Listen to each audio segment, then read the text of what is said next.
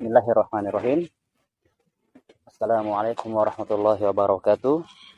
Para pemirsa sekalian yang sama-sama berbahagia, para pecinta herbal dan terapis yang sama berbahagia. Alhamdulillah kita berjumpa kembali di channel tercinta kita, yakni channel konsultasi kesehatan herbal Tibun dan Tibun Nabawi. Pada kesempatan kali ini pemirsa sekalian, saya ingin kembali mengupas sebagaimana seperti biasanya. Kita sedikit mengupas beberapa keutamaan-keutamaan dalam tanaman obat ya, atau tanaman herbal.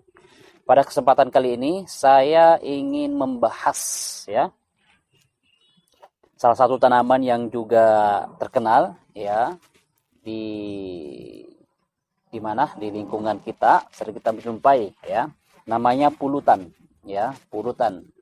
Ya, jadi pulutan ini sangat luar biasa sekali, memiliki fungsi dan kegunaan yang memiliki nama Latin Urania lobatae. Jadi daripada nama Latin atau famili dari pulutan ini. Pulutan ini dikenal kalau di Indonesia secara umum ya, di Pulau Jawa namanya pulutan ya. Namanya pulutan. Jadi daunnya seperti ini ya. Kalau kita ingin mengukur ketinggiannya, biasanya dia mampu tumbuh sampai sekitar 1 meter lebih ya dari dasar tanah ya. Memiliki batang ini kecoklatan ya. Dan daun itu warna kehijauan, dia tunggal daunnya ya. Daunnya tunggal. Ini pulutan, daunnya tunggal seperti ini ya. Dia ada kemiripan dengan daun takokak ya, ada kemiripan dengan daun pepaya, cuman dia tidak selebar daun pepaya ya. Yang jelas seperti ini bentuknya. Dia bentuknya tunggal ya, artinya tidak ada cabang lagi. Nah, jika tumbuh seperti ini maka tidak ada cabang lagi setelah daun tersebut.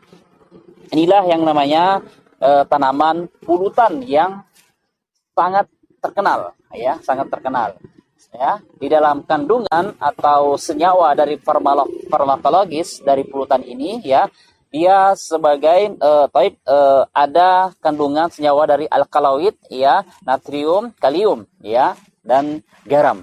Nah, ini kandungan senyawa dari tanaman pulutan ya. Kalau direbus ya bisa bentuknya rasanya ada kemanisan sedikit ya, sepat seperti itu rasa daripada daun atau akar dari tanaman pulutan ini ya.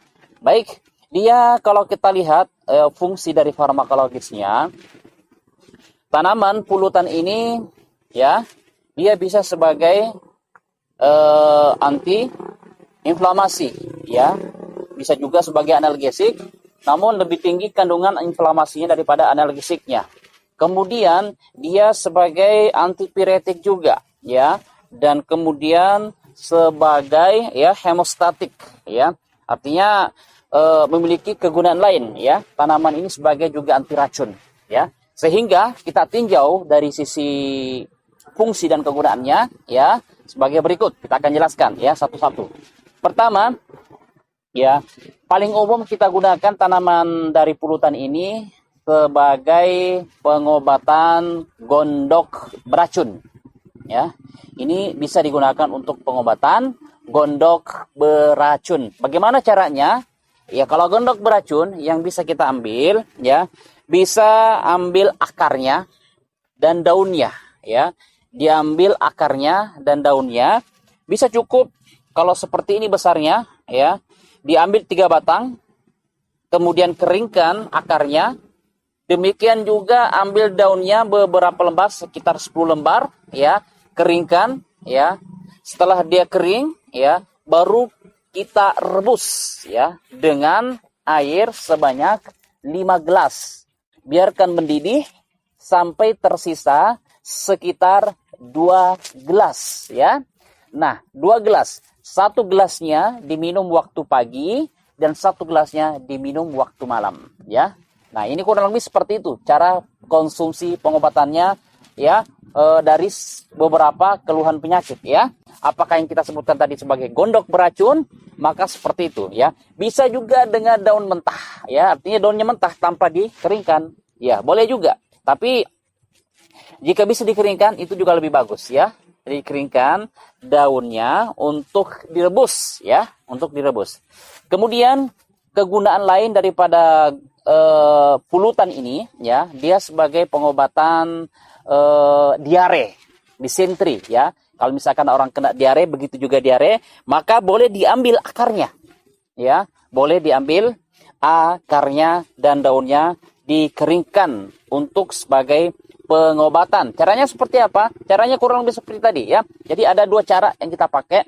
Bisa rebus 5 gelas ya, sisakan 2 gelas, bisa rebus 2 gelas, 4 gelas air, sisakan 2 gelas. Atau bisa juga rebus 5 gelas, sisakan 3 gelas air, 1 gelas diminum pagi, 1 gelas diminum siang, dan 1 gelas diminum waktu malam hari. Itu caranya ya. Kemudian untuk pengobatan misalkan batuk ya, flu dan demam, juga caranya bisa seperti itu. Ambil daunnya ya, 5 sampai 10 lembar bisa dikeringkan ya. Demikian juga akarnya ya. Baru direbus. Baik.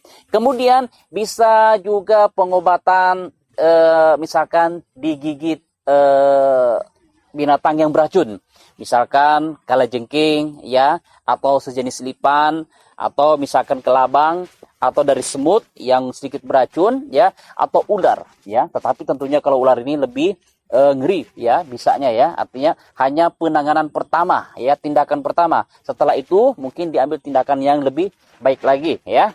Baik, jadi bagaimana caranya untuk binatang berbisa? Diambil daunnya, mungkin 10 lembar, tumbuk halus ya, tumbuk atau dihaluskan di jari ya, halus sekali. Kemudian tempelkan, remas-remaskan ke tempat gigitan ya binatang berbisa tersebut.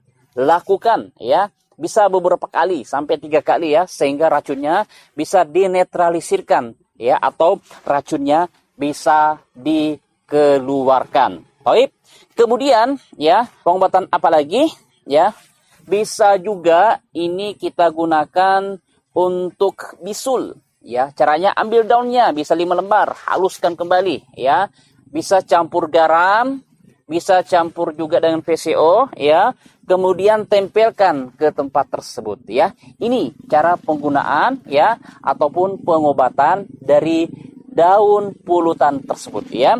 Tidak begitu banyak fungsi dan kegunaannya, akan tetapi fungsi khusus yang ada pada daun pulutan ini sangat baik ya. Jadi bisa diambil akarnya ya, bisa diambil daunnya, dan bisa diambil pucuknya atau bunganya. Cuman ini yang kita ambil contohnya, tidak ada bunganya ya. Nah, bunganya itu warna pink ya. Nah, bunganya juga ini sangat baik untuk pengobatan ya. Bisa juga dikatakan sebagai penetralisir racun ya. Bisa juga sebagai pengobatan paru, bisa juga pengobatan usus ya.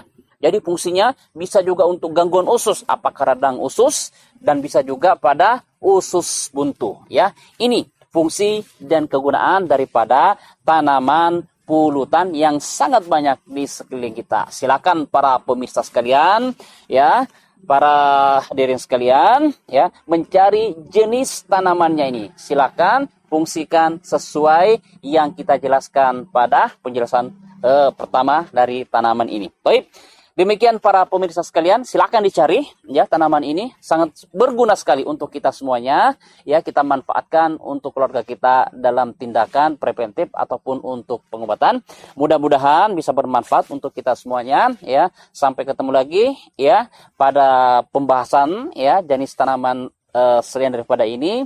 Dan ikuti terus channel kami ya. Ikuti terus channel kami di grup konsultasi kesehatan ya, Herbal dan Tibun Nabawi ya. Silakan klik ya, Herbalist Abu Qatadah ya, dan silakan lihat beberapa pemaparan lainnya yang ada di channel YouTube kita. Mudah-mudahan bisa bermanfaat bagi kita semuanya. Mohon maaf atas segala kekurangannya. Assalamualaikum warahmatullahi wabarakatuh.